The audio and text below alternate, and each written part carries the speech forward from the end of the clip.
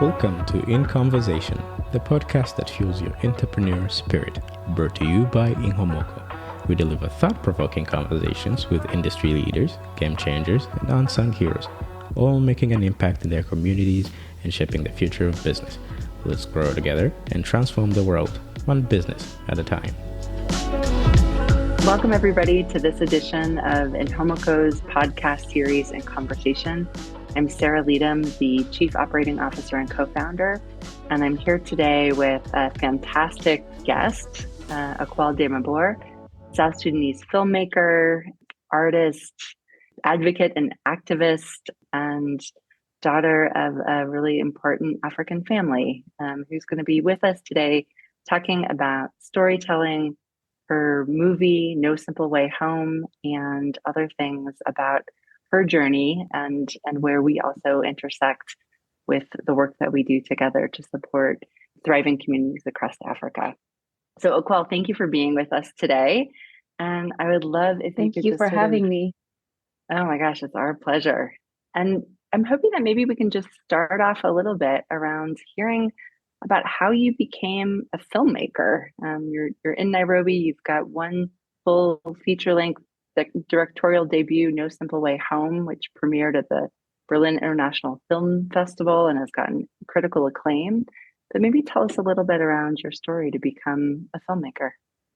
Sure. So I was modeling in New York and had decided that I was going to stop doing that, but I didn't know what I was going to do. And I had a conversation with a friend of mine, a good friend of mine who teaches young adults filmmaking and video production. And I was telling her some like half-baked idea. And then she said, like, that sounds like a film. And it was the first time it occurred to me that that was even remotely a possible thing that I could try to do. And my whole family is quite artistic.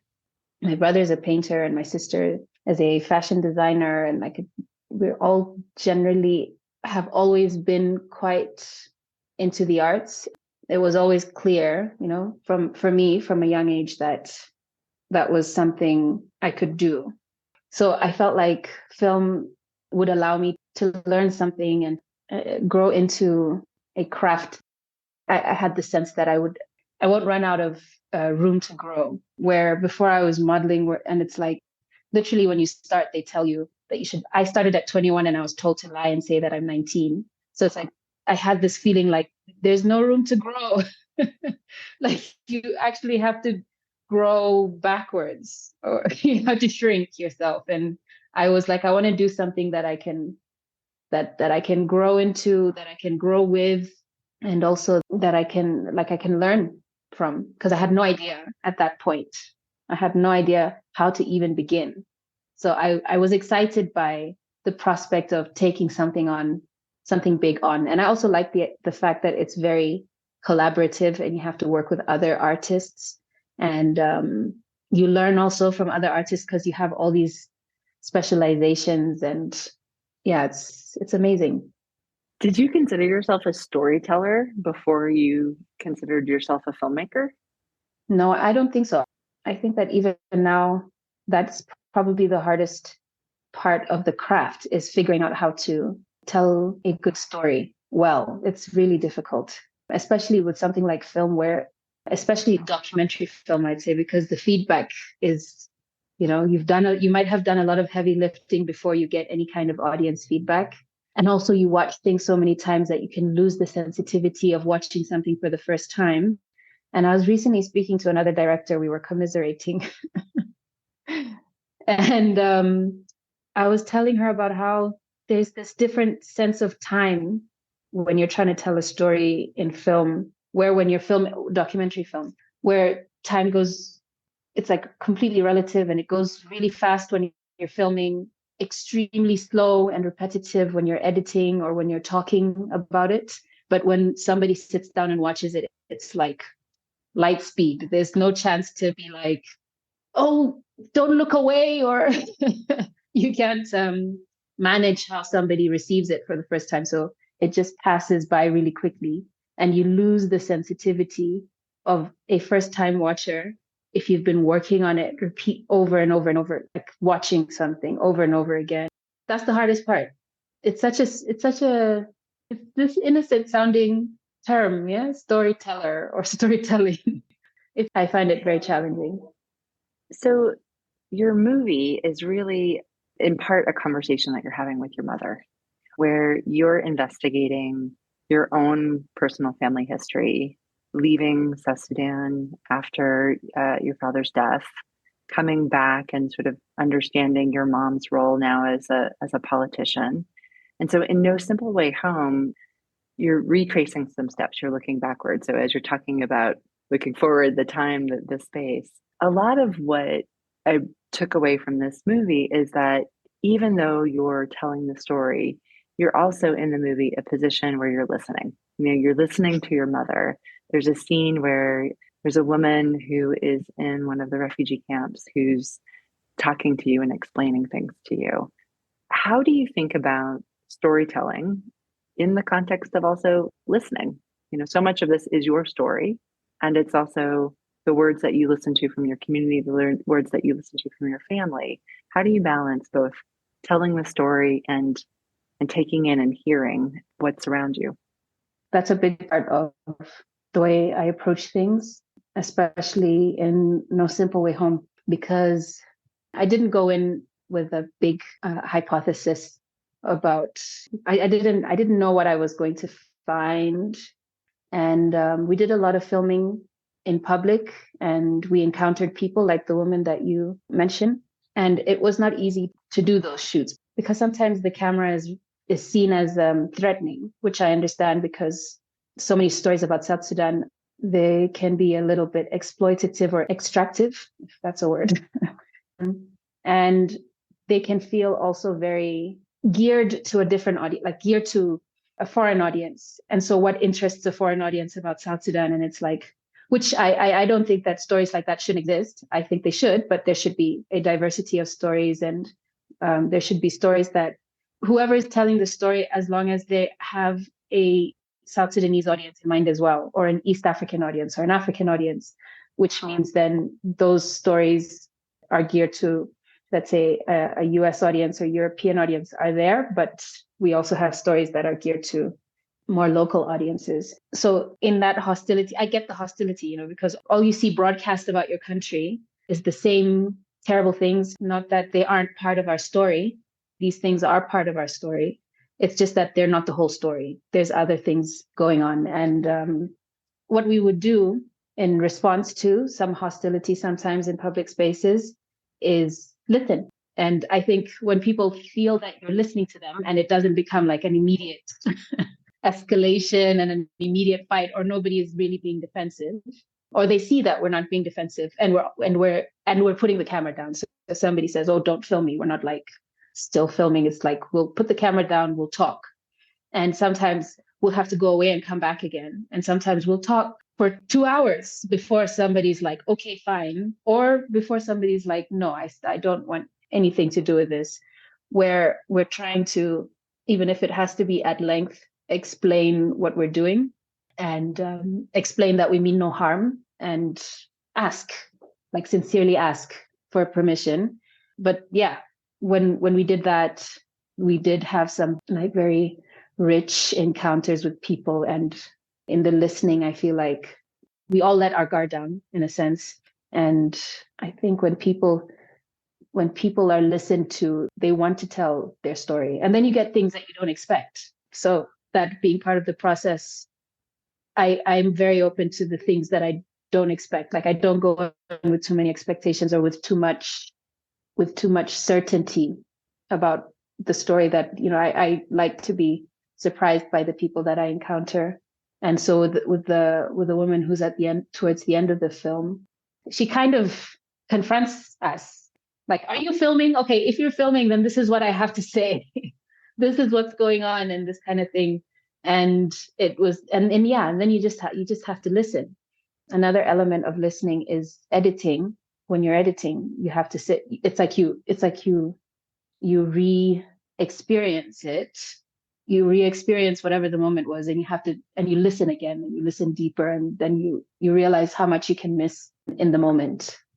That listening and sort of pulling in, I think there's so many voices across the continent that aren't heard. And the story that you're telling mostly in your movie is really around your family, famous family. People know your father, Dr. John Garang, as the leader in South Sudan, and your mother, Mama Rebecca. And yet, there's also times when you are elevating the stories of people that may not be heard. How do you balance between, in terms of your desire to tell stories, how important is it to raise voices of people who don't necessarily have a platform to do that otherwise? How do you balance people who do have a platform, like your mom, for example, but yet maybe some of the access that you have to her and the conversations that you're having with her are so intimate that it is such a fresh take. And so maybe this is a well-known person, but not a well-known story. And perhaps the opposite is true, or here's maybe a well-known story of somebody who has been displaced or experiencing war, but yet from a voice and a person that may be unknown. How do you balance those two?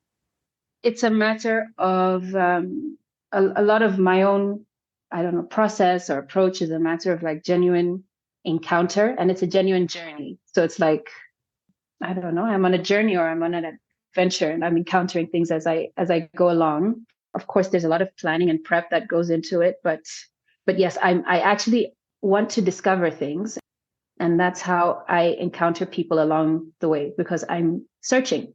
And with my mom, I guess there was a certainty in my mom. Like, she's definitely going to be the character. In fact, I actually just wanted to make a film about my mom. I did not want to be in it, and it was probably going to be more biographical, but this was before we knew that she was going to end up back in the government and taking such a central role.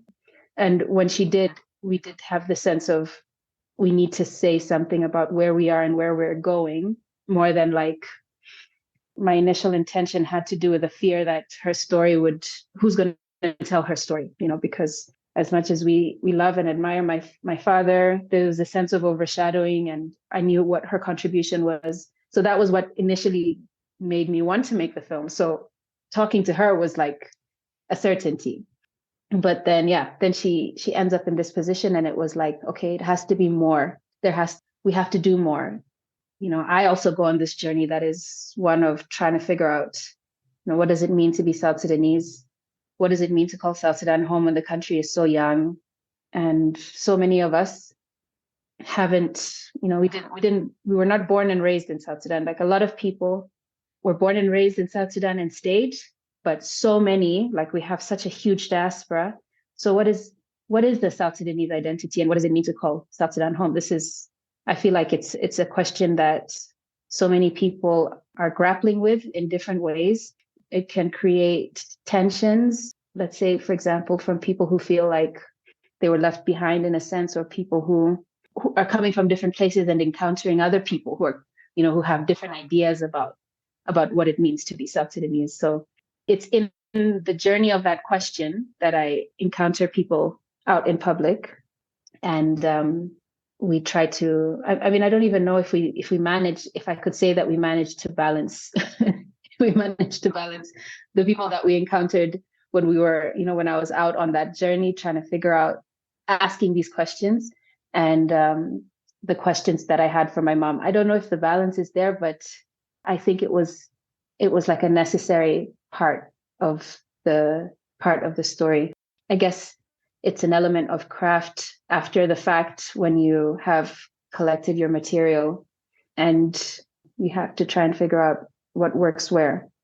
And did you find answers for yourself in this process? I mean, if part of this movie was to ask the questions, were you able to find answers for yourself?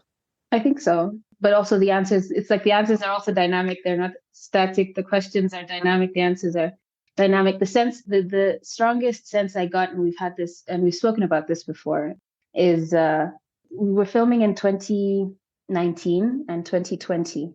And going home or being in Juba, it's easy to see all the things that are wrong and to despair. Like, what are we going to do? There's people who are trying and working really hard to try to make things better, and it can sometimes feel like it's impossible.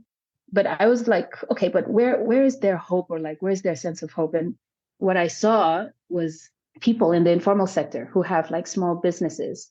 That was like, it didn't occur to me that that would be the place that I sensed hope. But there's this young woman who has she has a tea shop that she started out with just a stall. I don't even want to call it a stall because that sounds bigger than what I was told. She started with at a very young age and grew it into, what you could describe as a cafe, like a small cafe, and use the income to put herself in university. And she's like, her tea shop is close to Juba University. And she told us like she wanted to go to Juba University. And in a situation that is so challenging, you could even say these are levels of like dysfunction that make it really difficult to do business for anybody. A young woman like her is able to create something out of nothing and it's like do something inspiring for herself and for her family. And that, if you think of tea shops, they're everywhere. So there's stories like this everywhere, but they also like, the tea shop is ubiquitous. And I don't think people look at that and think this is a success story or this could be a success story, because you have to go and talk to people to find out what's going on. But seeing for me what looks like somebody making something out of nothing and being self-determining and moving forward. I mean, even if things are really challenging, that gives me a sense of hope. I just feel like broadcasting stories like that can create a diversity of success stories and demonstrate or maybe change the way we regard what is successful at home. We often see that in our work as well. For Inhomoco, supporting entrepreneurs, we had originally started off with sort of larger size SMEs, and we have grown as we've started working in refugee communities to work with thousands of tea shops and tailors. And we still have external investors who arrive, and there is that look for the unicorn of show me the next Facebook of Africa, show me this big business. And those are exciting stories and are definitely worth lauding. And it also is such a misrepresentation or misunderstanding of what the economy is built on. And it is these 1,000 points of light. It's the small businesses exactly. that put somebody through school, feed kids, take care of families, and to really celebrate that is often missed. I know you're also working on a new piece right now and pitching that. And are you finding that the stories that you want to tell, which may not be seen in the lens of major successes, are you seeing those stories being picked up, or are you finding those challenges to get the stories told that you want to tell? Yeah, I think it can be challenging because, like you said, sometimes there's a shinier story. And I also want to emphasize that I don't think it should be one story or the other necessarily. Like, I think the best thing is if there's all sorts of stories and you're hearing all sorts of interesting things about South Sudan, and there's the thing that you expect, right? And sometimes I think in choosing what story is going to work for an audience, I can sometimes hear things like, oh, we already did that, or like, I don't know, some very I don't know. It's an approach to what stories to picking a story that might interest your audience, and it's not even. I wouldn't even critique it that much. It's just, yeah, it can make it a bit challenging to try to get another kind of story out there where it's like, I know this might sound a bit odd, or maybe it sounds too small, and I think it's just on me. I just take it on as part of the work is convincing people. And I get it. I also get where they're coming from, so to not really take them as villains for not always being able to do the story that I think is important to tell. I know that those, like, the conclusion that I came to, or the answer that I found when I was making No Simple Way Home, that people in the informal sector who are making something out of nothing in dysfunctional situations, people need to hear about them. So I will keep pitching those stories, and I'll keep Please do. trying to find a way to make them. Because the other thing about that is the big, shiny next Facebook, or it's great to have that as an aspirational point or aspirational person. And I feel like, good, let's have that there. going out there and seeing all the different things that people are doing and the different ways that different people and different kinds of stories can inspire us, so that you don't have a million people trying to be one thing, and a million people trying to be one thing that is really difficult to break into, and it being a sort of all or nothing, or let's say in our context, it tends to be positions of authority or government positions, or not that isn't, a good thing to aspire to, but not everybody can do this one. Not everybody can do three things. So it's like, who else is doing something and how is it working for them? I feel like is an important thing too. And also to lift up the work that they're doing and to show like, this also is inspiring, or especially, and for me, it inspired me. So that's why I would want to tell that some of those stories. I remember somebody asking me why, like, oh, why pick this person or that person, or why do this? And it's like, to some extent, I have artistic license. If I look at somebody and find it inspiring, then that's the story I want to tell. So I read a lot and read a lot of African literature in particular when I was in university. And that was sort of my first introduction from somebody who grew up in North America to really hearing the voices from the African content. Was not visual imagery, but it was really through reading. And so I realized I actually don't know any South Sudanese authors. And literally the other day Googled, famous South Sudanese authors, and there was sort of a list of 6 that popped up on Wikipedia. 2 were politicians, 2 were siblings who wrote a book together, and 2 hadn't really been in the country for a very long time. So I'm hearing you talk about wanting all of these different voices, the sort of the danger of a single story, right? And we were sort of starting to be more aware of that, of who gets to tell the story and how many stories, and is there space for all of these stories? And yes, there should be space. But knowing that only a few stories sometimes make it through to that level of being broadcast, how does it feel to be one of those people that has sort of a disproportionate or proportionate, not any judgment there, but to be one of those voices? If we have 6 South Sudanese authors that are known, and you're in that small group of people who are setting the tone and setting the narrative, do you feel a different responsibility in putting out a certain narrative, or are you open to say, nope, this is my creative license, this is the story that I want to tell? What do you filter yourself with a sense of responsibility? I think career-wise, I would love to move into a space where I am a potentiator as well, and looking for people who could direct films from South Sudan, and looking for potential for other people to tell stories, and to not always be the one who's in the driver's seat. I think I would love to move in that direction in terms of my career, and start looking for talent in that sense, and look for it everywhere.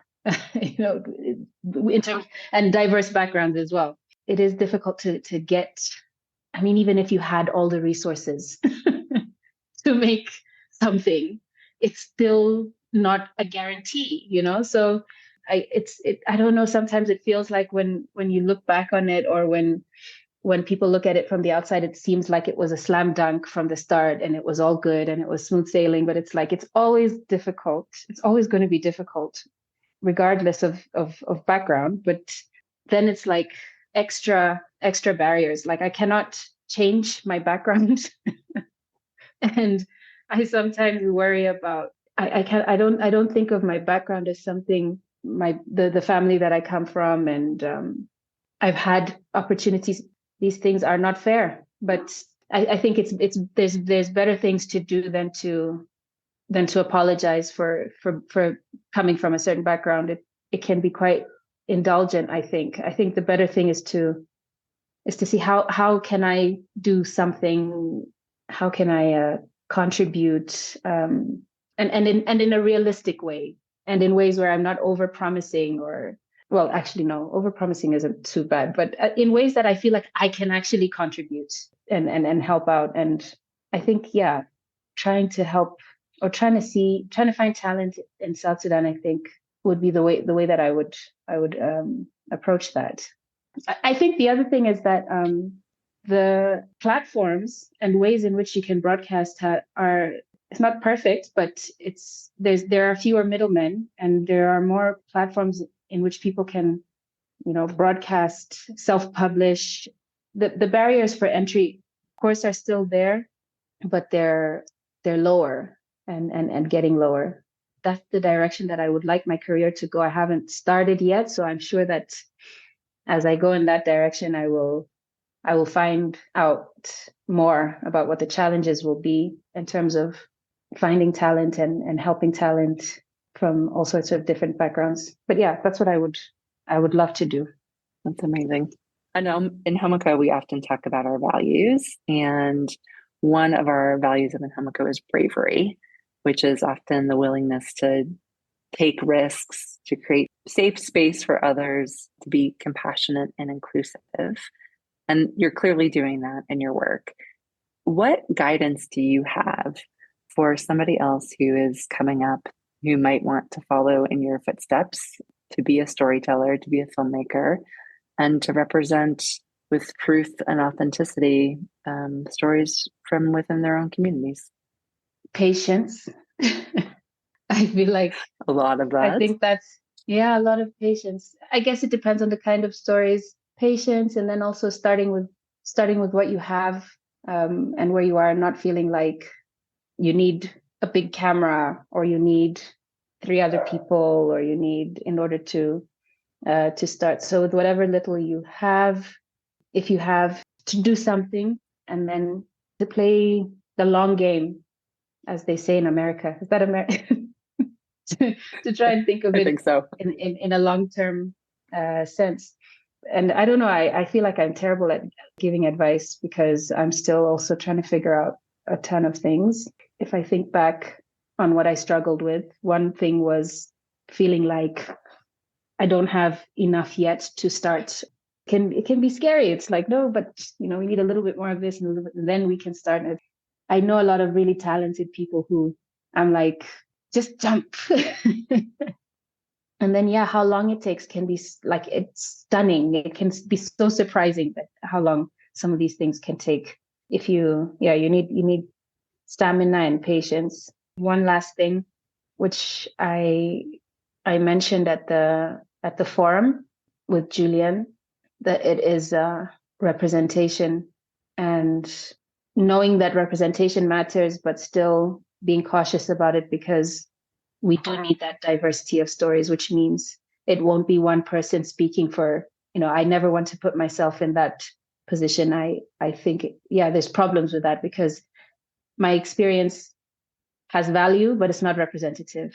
And I think it's okay for all of us to regard our experiences in that sense and to not need the one person to speak to everybody. It can be efficient, but I think that there can be problems with this idea that, especially, let's say, in a South Sudanese context where our experiences are so fractured and we grew up in so many different places. Some people grew up at home, some people grew up, we're all over the world. So what does it mean? What is a representative South Sudanese experience? I don't think it exists. So the best thing is that diversity of stories, diversity of aspirations, and even if it makes it more difficult, to go out and get the many stories. I feel like that's what you're doing. You're not afraid of the small, and you see the potential in the small. Thank you for recognizing that in us. And, we are giving our entrepreneurs some of the same advice of dream big, start small, and that there's exactly many paths, paths to get to success. That's my advice. I'm stealing it from you. Thank you so much. I give it gratefully. Oh, thank you. Thank you so much for the conversation today. At Inkonversation, we're dedicated to empowering entrepreneurs across Africa with the tools, resources, and knowledge they need to flourish in today's competitive business landscape. Now we're bringing that passion to this podcast, taking you on a journey through inspiring stories from around the globe.